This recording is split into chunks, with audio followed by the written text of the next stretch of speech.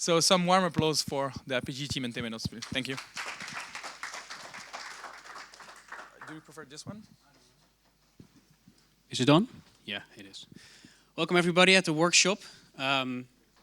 This workshop will be showing you an example implementation on top of APIGEE to get started with open banking and PSD2. Like it was being said, it's a collaboration.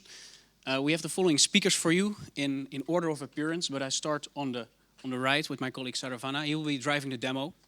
We have Wessam from Temenos telling you a little bit about how such a banking backend is working and how it can be integrated.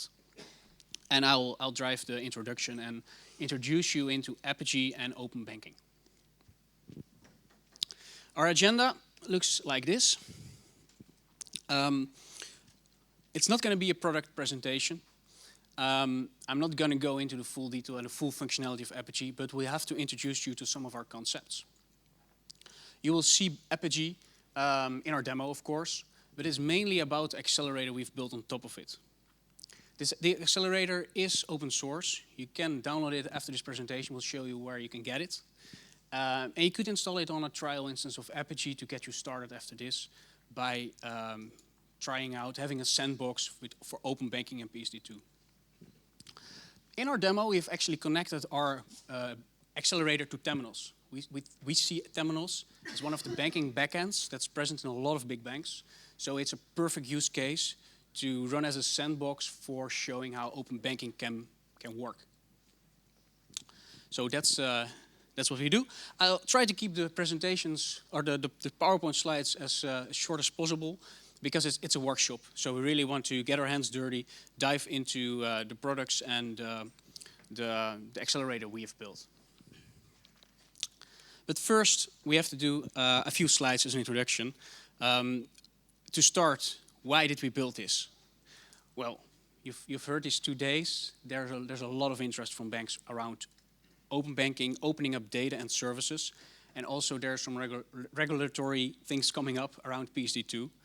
The banks, they have a lot of services like opening accounts, checking your balances, making payments and all that. And these things could be leveraged or available around as an API. And that's the purpose of a lot of banks that are here. We've seen it in a lot of presentations. But the big thing is that this services and data, it must come from somewhere, right? It must come from somewhere in the backend, and you need to connect these nice digital services to your banking systems. It could be your internal systems, even external systems, other banks, other parties you collaborate with, or even IoT. I'll leave IoT for now. That's probably something for another conference. But the challenge is that there needs to be some connection. We from APIGEE, we've been doing this for many years for many different customers. And it always starts with something like this. We have our system of records. We have our systems. Could be Temenos, could be an ERP system. And we have our requirements, our digital engagements that we want to have out in the market. It could be the open banking, PSD2. It could be some apps. The thing is that if you start doing it like this, just drawing connections between your digital engagements and your backend systems, it starts to become a mess. And this slide really talks about a two-speed enterprise where you have your system of records that are fairly the same. Changing that takes 18 months. You don't want to do that quite often. But your apps and your digital engagements, they innovate more rapidly. I've heard the term App Store speed, which means every couple of weeks there is something else, something changing in the App Store. There are new ideas, new apps coming out. And to cope with that, you don't want to change your backend every time. But apart from that, there are some other challenges as well. You see that it's not only the agility, but also you want to have some more visibility in the digital engagements. Who is using which data from which system? Which partner or which developer, which app is actually driving traffic to us? Also the scale. These backend systems, they were designed for some scale. Probably the employees using these systems, a couple of hundred people, a couple of hundred of users. But the apps, it could be far more. Millions of users, a couple of thousands of transactions a second. If you build these connections directly, yeah, your backend systems probably won't survive. Also security, yeah? You are really opening up your backend systems. So you need to think about how to secure that, how to manage who you give access to which kind of integration point and anything like that. So what we've been doing for that is to put a layer in the middle and to decouple these two worlds. An intelligent API platform such as APIGEE will help you secure this, cover persistence, maybe caching can help there, to scale your integration points and your APIs, to provide analytics to see anything that flows through, and to provide a developer portal where you can document your APIs and provide a means for developers to get access to it. My colleague yesterday had on his slides the time to first hello world. The time it takes for a developer to actually get started and have something ready should be as small as possible for you to be successful.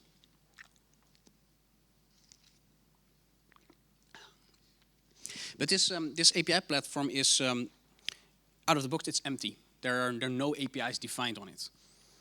Because it needs to be your APIs that you put on there.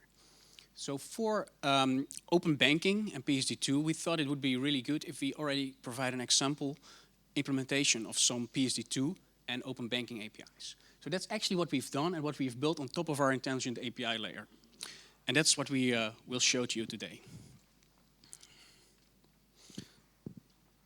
So how we believe that organizations can be really successful is if they look at the digital value chain. And again, this was already on the slide from my colleague yesterday, so you might recognize it.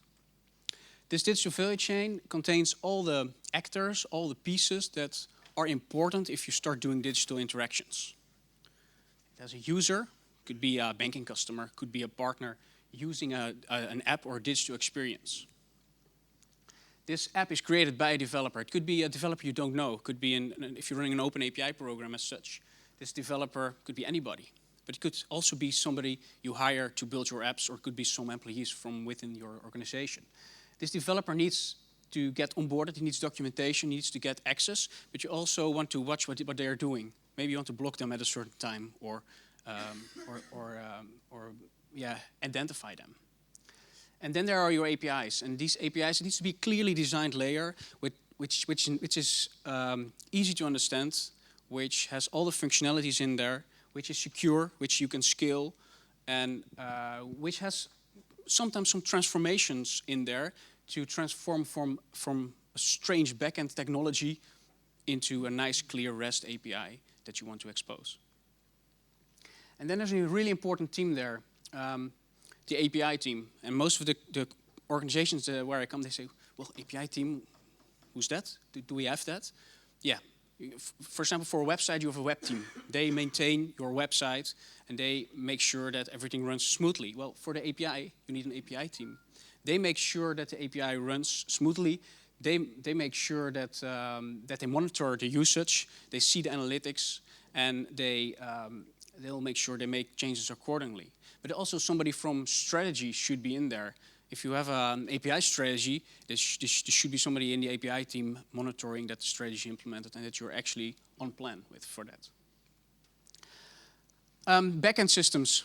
Lots of different backend systems. SOAP systems, ERP systems. Terminals is one we are going to look at later. Most of the times we see SOAP, OData, REST APIs there. But it needs to be connected. All these systems need to be bundled in a nice, clear API layer. So that's all that we take care of in our API platform. Before we move to our demo on what we've actually built on top of this, I want to give the word to Essam to dive a little bit into how such a backend looks like. That's something you probably have to deal with if you want to do something like this. The backend is there, and that's something you have to connect to. So we want to spend a few minutes on that before we continue with our demo. Thank you, Kevin. So, when APIGEE asked me to come and present with them how we can work together, bring real solutions to the API world. So basically, We know, Temenos being a vendor of core banking systems and have many clients across the world, large banks, small banks, banking is inherently complicated.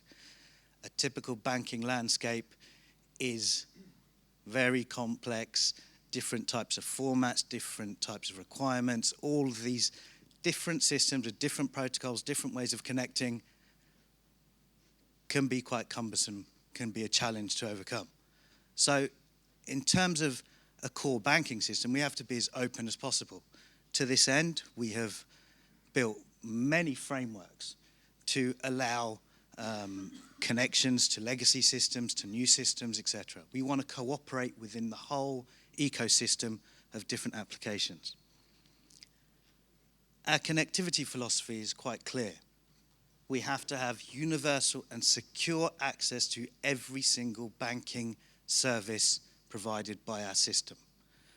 We have to supply synchronous and asynchronous capabilities, and we want to empower our clients to basically be able to self-serve themselves. In other words, we give our clients tooling to be able to expose their own APIs, so they don't need to come to Temenos to ask us to build new SOAP web services or new RESTful services. We give them the tooling to enable them to do this themselves. And the whole concept is we have to be a good citizen within the whole architecture. So one of these frameworks, which we're going to use today, is our interaction framework, which basically allows banks to expose a RESTful API into Temenos business services. Fantastic. But not only that, we want to be able to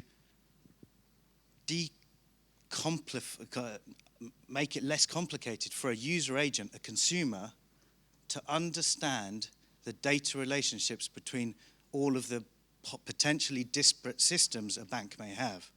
So core banking may be one of them. They may have a front office system, various other systems, all communicating with different ways and protocols.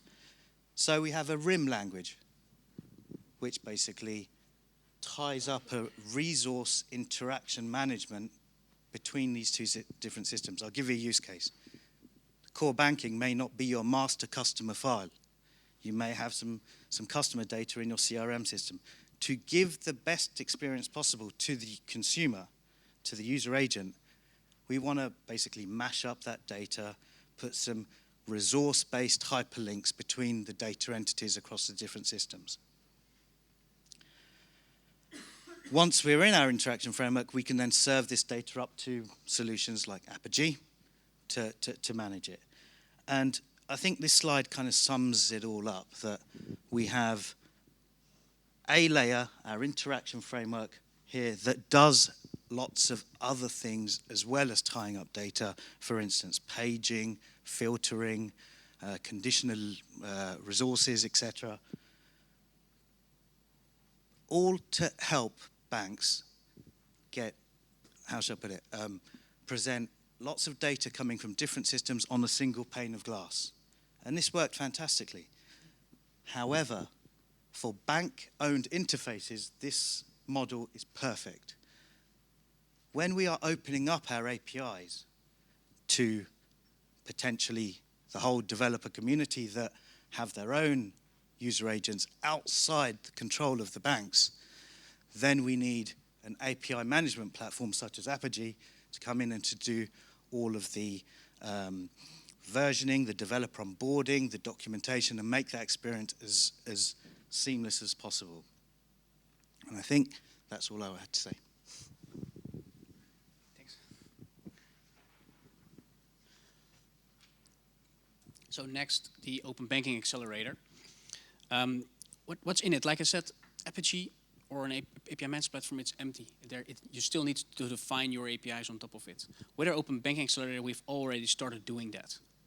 So our Open Banking Accelerator, it's already existing some payment transfer APIs, account information APIs.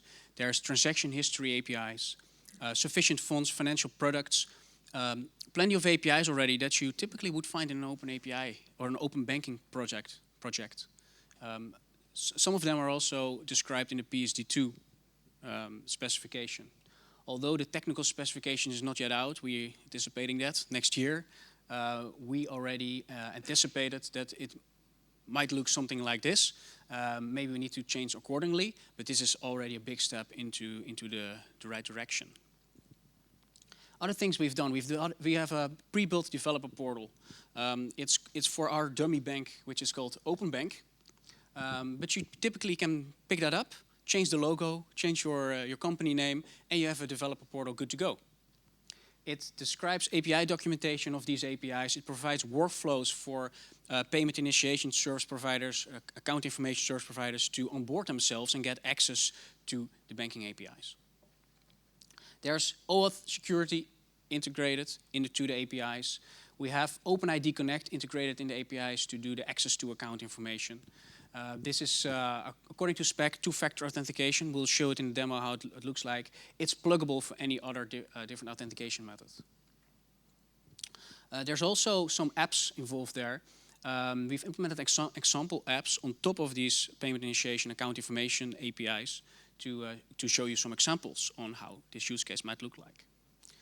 There's also an app for consent capture. It's an important piece of the PSD2 flow.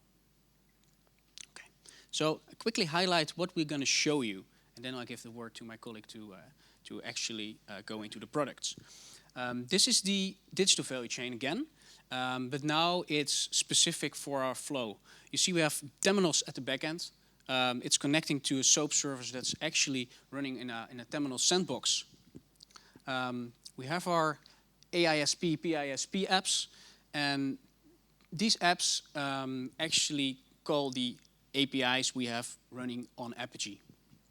These apps incorporate bank authentication and consent capture. We will also show you how it will look like for a developer, for a third-party developer, or for fintechs developer, or for maybe for any common any developer looking at information from a bank. They can go to the developer portal that we have ready to discover APIs, read the documentation, try out the Hello World on our sandbox, and then request access. So they can go through the workflow, get an account, and get API keys, which they can then use to build their own app. And then thirdly, we'll show you how to look like for the API team. The API team is the employees of the bank who are actually managing the API project. They will need to define the APIs. They will need to productize them. They will need to secure them.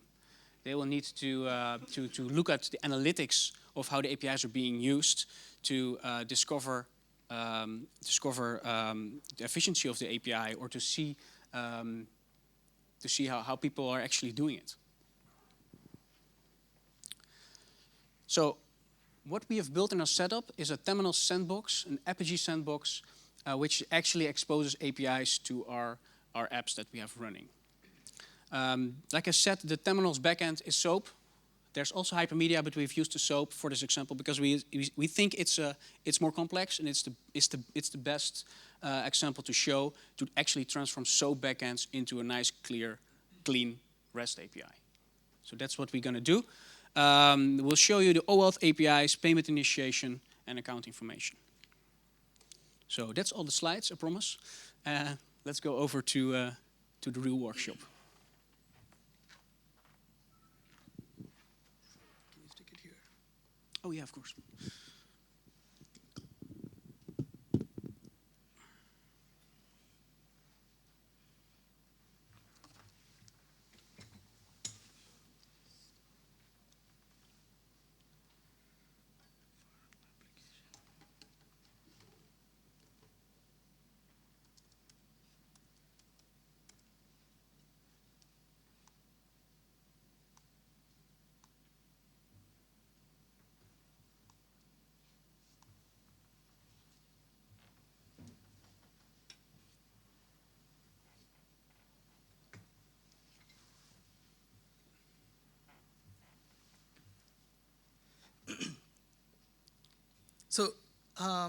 So now we are going to see a quick demo of the Banking Accelerator.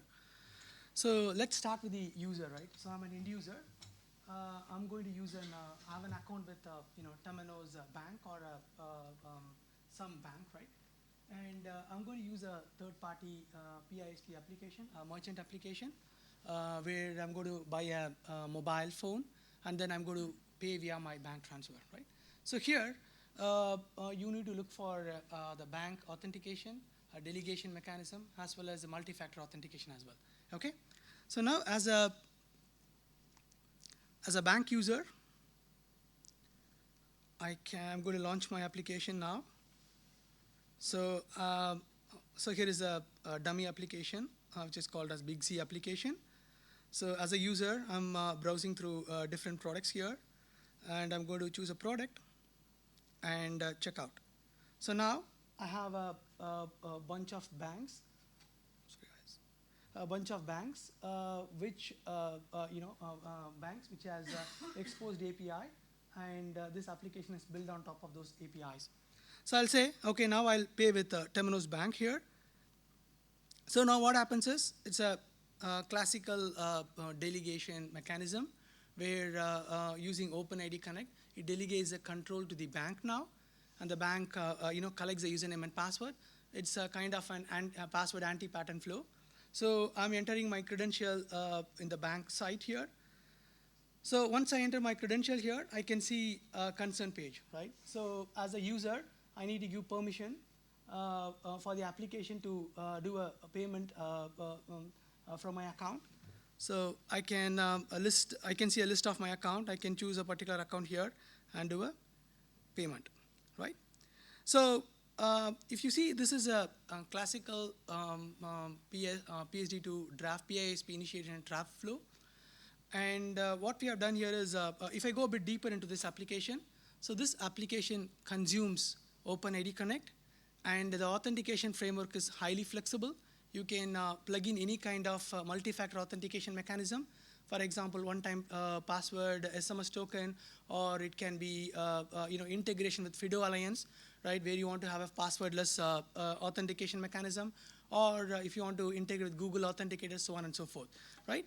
And also, the most important aspect of this application is the consent capture.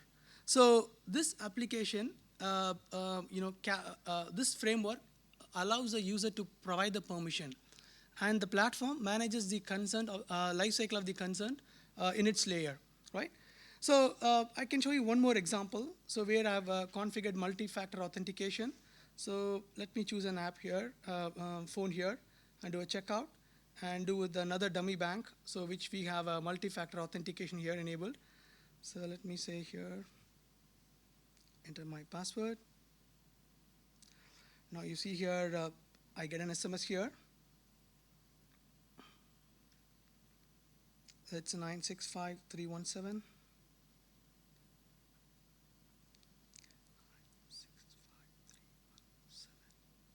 Submit. So now I can see my list of my account.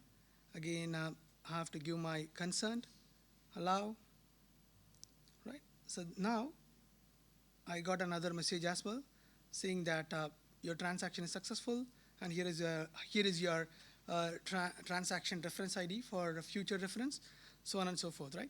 So it's the framework is highly flexible, where you can integrate any kind of authentication mechanism to it. Okay, so now what we have seen is the bank user flow, and how they can, what is the experience of the application. So now let's see the developer flow here, right? So I'm a third-party payment provider, and I've built this application. Now let's see his experience, right? How he's going to reach out to the bank and subscribe himself for these APIs and start building this application on top of those APIs.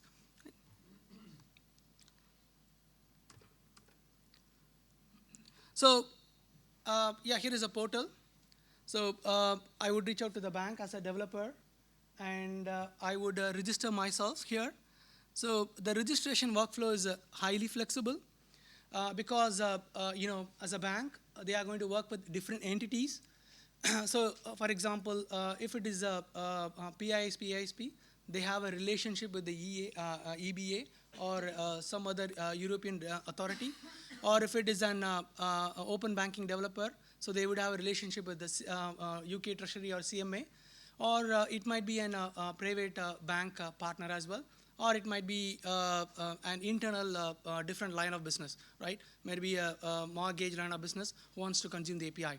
So you need to have a pluggable registration workflow where you can onboard all kind of developers. So I can go and log in myself here with my existing credentials.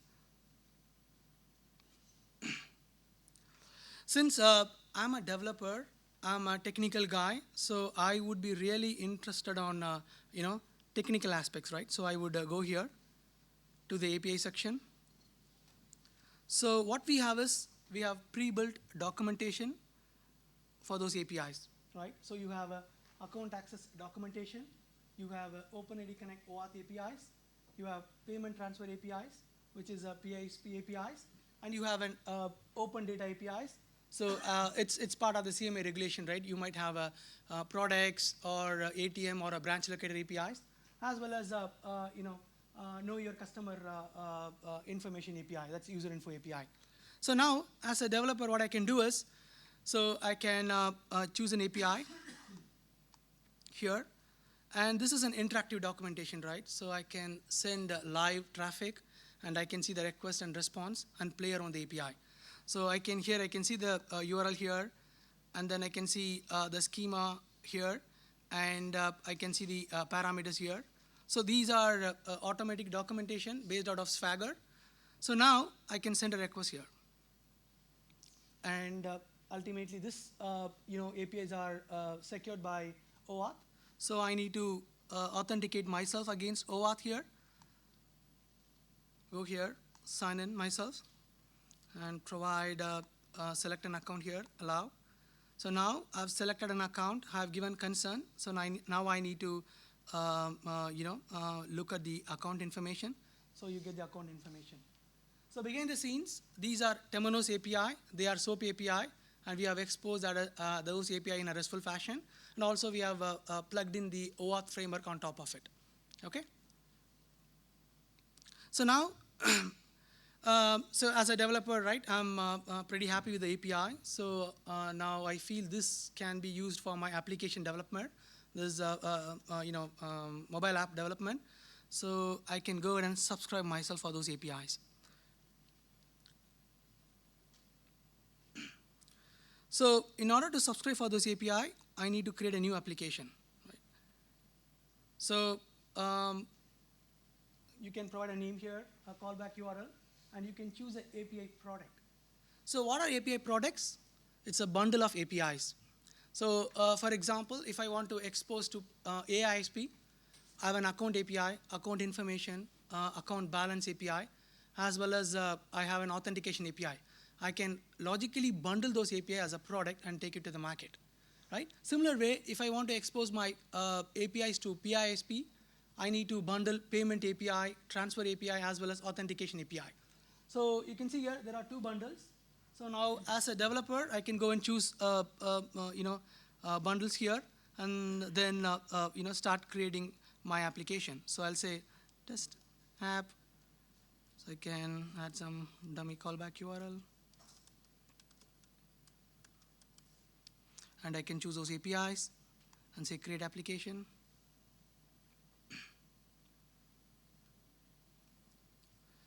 So once it has been approved, I would get a key and a secret. So using that, I would access API. So again, it can go via a workflow-driven process as well, right? So bank has to go ahead and give approve. As soon as I register for an application, an email is sent to the admin, and admin can come here, verify my request, and then he can approve my access as well.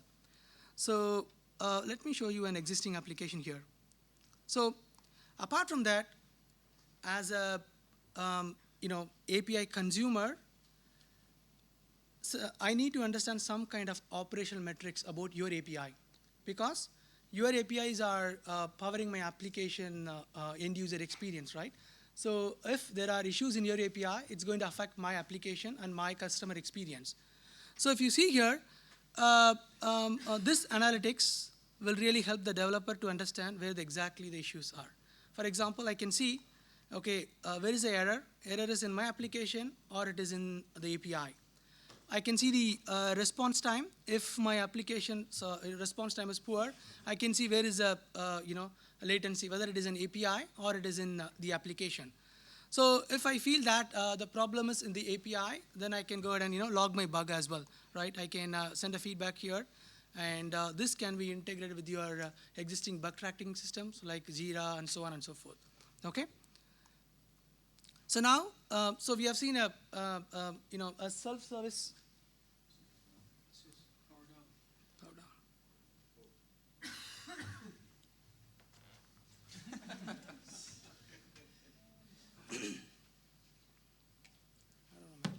We need a remote control for the telephone. Yeah. Okay.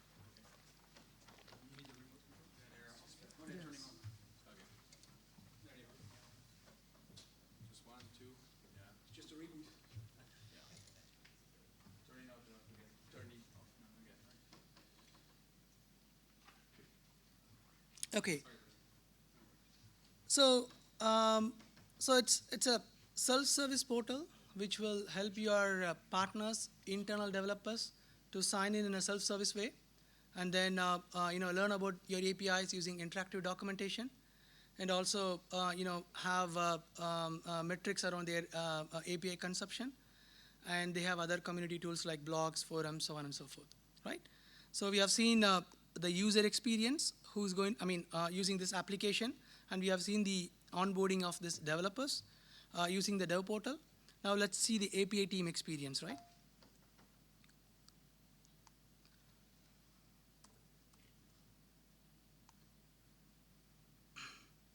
So, so this is API management UI. So that's another view. So this is for the bank developers who can expose APIs. You can see there is a bunch of pre-built APIs here: account, authentication, consent application, OAuth, SMS token, so on and so forth, right? And this is where your developers would expose their existing APIs. So these APIs are sitting on top of existing Temenos services.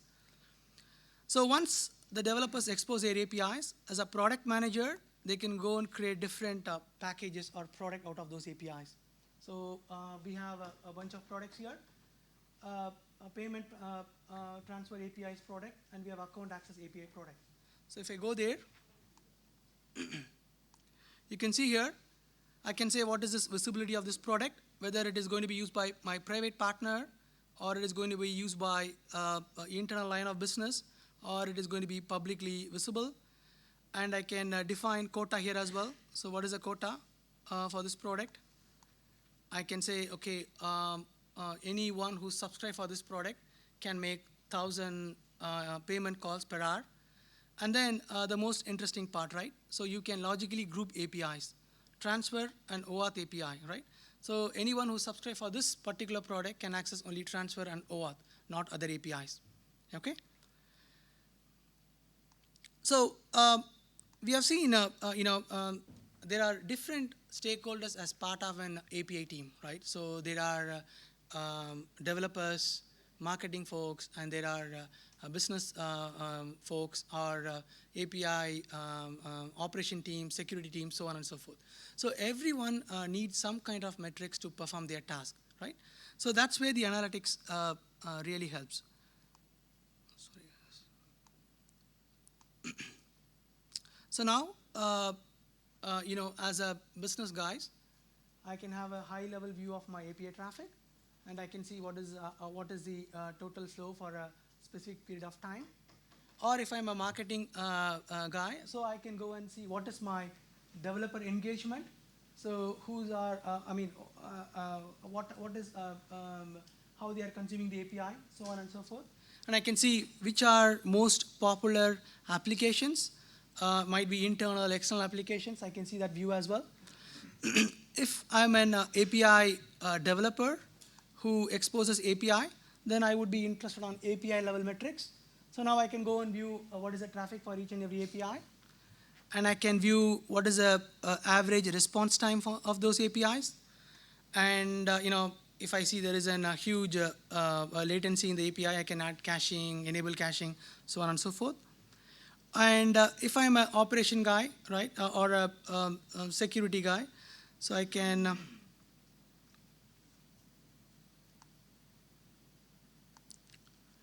go here, click on this one, and I can see who created this spike, right? So which IP address created this spike, or which developer created this spike, or it might be, who has created this spike, right? So I can go and slice and dice different metric around the API consumption, and I can analyze those data as well. Apart from this, there are other out-of-the-box analytics, like performance of APIs, performance of Temenos backend, and error analytics, whether the error is in APIGEE or it is in the backend system, or even you can create a self-service report, right? For example, if I have any unique business requirement, I need to understand which user is using which application, so I can push those metrics to analytics engine, and I can create my own custom reports as well, right? And all these reports are available via REST API, so you can pull those information and push into your existing business intelligence system, so on and so forth, okay? Right, so now we have seen the end-to-end flow. So we have seen the user experience using the application, and we have seen the developer experience using the dev portal, and we have seen the API team experience as well. Right. So any questions? Okay. No. Yeah. Just put the mic for the video. Hi, my name is Brian from ABN AMRO. I have a question. You showed the developer signing in with his banking credentials. So the developer needs to be a client of the bank he wants to develop for, or how does this go? So developer here is doesn't use his bank credential. So he's going to register as a partner with the bank, right? So he'll be signing with these partner credentials, right? And that approval process is instantly, or is there some sign-off needed at the Temenos bank? So it's flexible, right? So for example, you might work with the different kinds of developer, right? So they might have a relationship with different entities. Like I said, EBA, if in case of a PISP, AISP, or internal developers who has to be, where you need to integrate with your internal identity systems, right, with a single sign-on system, or you might want to integrate with some other system as well, right? So the login module is flexible. You can define different login module for different kinds of developers, right, based on their role, okay? Okay, so you can use it internally, but you can also use it on the Externally .com site right. for everybody to see. Yes. Okay. Okay. Thanks. We had one question here. We had one question here. Yeah. First of all, thanks for a great demo. I have a question around developers' engagement. So besides the analytics, onboarding, and all that stuff, do you guys have any means on how would I engage with my developers? Meaning, like, if their API is broken, if something is not well documented, right. How would I get that feedback from them? Right. So, this is very important, right? So, for example, if something is broken, the developer is out of the business, right? So there should be a channel for developers to communicate with you guys. As well as if you see a PSD to spec and other things, what they say is, if the bank doesn't provide a great experience for the developer, they can go and complain to the authority, right, the developers. So you need to have a way of collecting the feedback mechanism, right? So in portal, what we have done is, in this Accelerator portal, so we have a feedback module where you can get feedback from the developers, and this module can also integrate with existing bug tracking system. So if I say, okay, something is broken, if I log something, it directly goes and sits into the bug tracking system of the bank. Okay? We have time for a few questions. Yeah, you have one here. Yeah. Yes, a small question about the binding of the user data. to your old servers, I guess that you have plugins also. You support plugins and they're extendable if we need some. Right.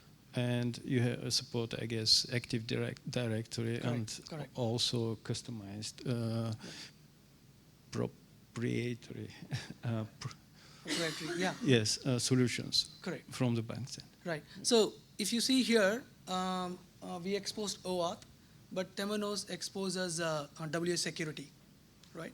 So what we have done is we have done a credential mediation between WS security into OAuth. So if you have different authentication mechanism like Active Directory, we can integrate with that and expose different flavors of security mechanism. Because you want to have different flavors of security mechanism for different kind of use cases. So for example, for payment, I want to have a different level of assurance. So we call it as an ACR, Anonymous Customer Reference. So if I say level of assurance is 4, then different strong authentication is passed. And there it can be, for example, if I'm going to view the products, it's not required to be a strong authentication, right? It's just a one-click authentication. So you can have a different levels of authentication here, and we can integrate with your existing identity provider or any other system as well. If you support also certificates on the app sites, Right. do you have such mechanism that would allow this, enable this? Right. So you mean cert for fingerprint and other kind of No, sensors? I mean if I would like to ensure the apps, our own apps, for instance, with certificates that we have issued. If we act as certificate authority, I can assign an Correct. Got it. yes. Yeah, you mean support to it. say mutual authentication, right? So certificate authentication, two-way SSL, right? Yes, typically. Yes. And the last question, OpenID. You would support in this case also single sign-on between different apps that customers would that developers would have, I guess. Is it so? Typically, it's not going to be different. I mean, so ideally, OpenID Connect and OAuth is delegation mechanism, right? So some banks, what they do is they have an app for just authentication. So if I build an e-merchant app, right, I have to delegate the authentication to that other app. Then that app stores a token here, and that will perform the single sign-on for all other apps, which is consuming those APIs, right? That's one way of doing things. Other thing is, if I'm a partner, I'm building 4 apps. I want to do a single sign-on between all the 4 apps, right? So what I do is, I would store the token as part of my keychain access in the iOS application, right? So whenever my iOS application, all the 4 iOS application can access one keychain access, where the token is stored, then they can do a single sign-on. Yeah. I have time for Okay. one more question. Everything was clear. Right. Good. Yeah. So now, yeah. So I thought I'll run a quick demo of taking a live API and then exposing that via the platform. So I'll run that quickly and show you guys how it works. Okay. So I have a Temenos API here. It's a SOAP API. So I'm going to expose this as an REST API using our platform. So let me show you how that works. Right. So go here, click on the API screen. Now I'm an API developer. So click on API proxy. So we call it as an, since it's a facade, we call it as an API proxy. So I would say SOAP services here. Click on next. And then SOAP URL here. And validate here. Okay, it's fine. So let me call it as an accounts minus API / v3 version v3 or v2, whatever. So then what happens is you can see here. So automatically it passes the SOAP API, and based on the operation name, it assigns the respective REST operation. So if you see account details is get API, and if you see cancel, right? Cancel is something delete, so it automatically assigns things here. So now what I'm going to do is I'm going to choose only the account API here. I've chosen only account API, and I'll call this as /accounts. I'll say next here, and then I'll say it's a pass-through, and I'll add only cars here. Then I'm going to deploy in different environments. Say deploy. So essentially what I'm doing is getting the SOAP API from Temenos, which has hundreds of operations. I'm going to expose only the account API, and we are going to package those API, right? So if you see here, this is APIGEE endpoint, and here is the endpoint of Temenos. Now, if I go here, I can see there is one more operation along with an account details. That's what we are going to expose, one more operation. So what APIGEE does is, when you expose a SOAP API, it automatically transforms into a REST API, as well as it gives you an open API spec out of the box, right?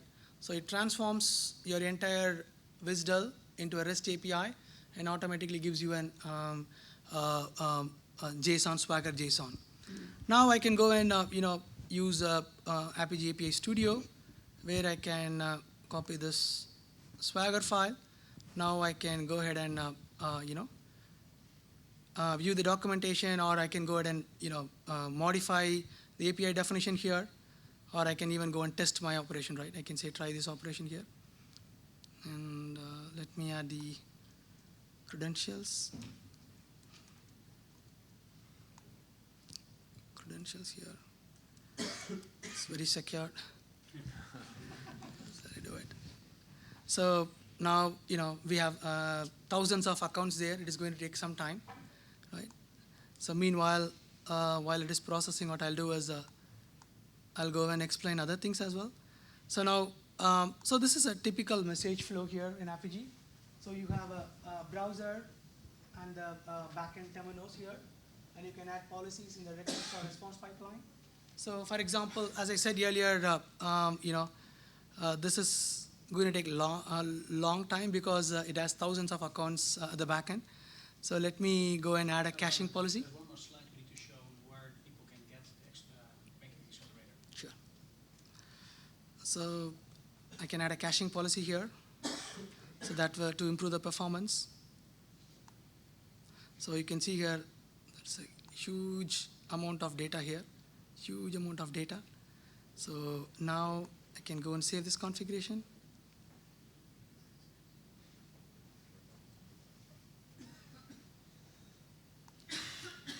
And we have so this is an interactive debug trace window. It's like an X-ray machine. Whatever flow through the platform, you can view it and see what is happening inside the system. So now if I send a request, again, you can see something is coming here and going to the backend, and you'll get the response. Again, it's going to take some time.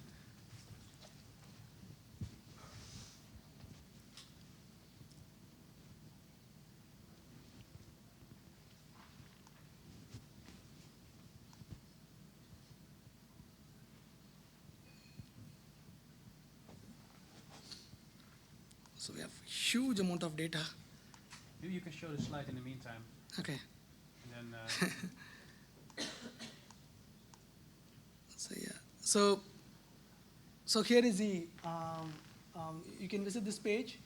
So all that you need to do is sign APIGEE trial version and create an APIGEE backend BAS version, and you can go and download entire configuration, portal configuration, and even the Android application, and then you are ready with the Accelerator in 20 minutes, right?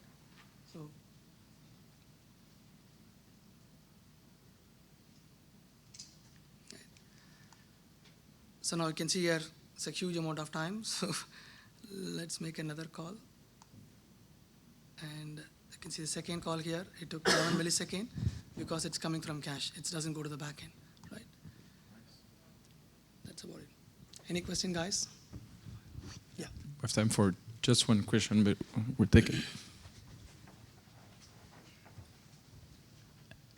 just about the caching. Do you cache all the results locally, or how do you know that record hasn't changed, for example? So there are policies to cache, right? So whenever you do a put or delete, right, you can go and remove that entry from the cache. So whenever, and then when you come back, you can repopulate the cache. Or you can have hooks. Whenever something changes at the back end, you can call an API call to APIGEE and say that, okay, this entry is changed. Can you please remove that entry from the cache? So there's an assumption that it's the only method of modifying the data is via the REST. Sorry. So is there an assumption that the data is only modified via REST as well, or for that to work? No, that's what. I mean, if something changes at the back end, right, and we can provide hooks to the cache, right, so that you can call that hook, and then you can clear that entry from the cache. I think we're good. Thank you very much. Thank you.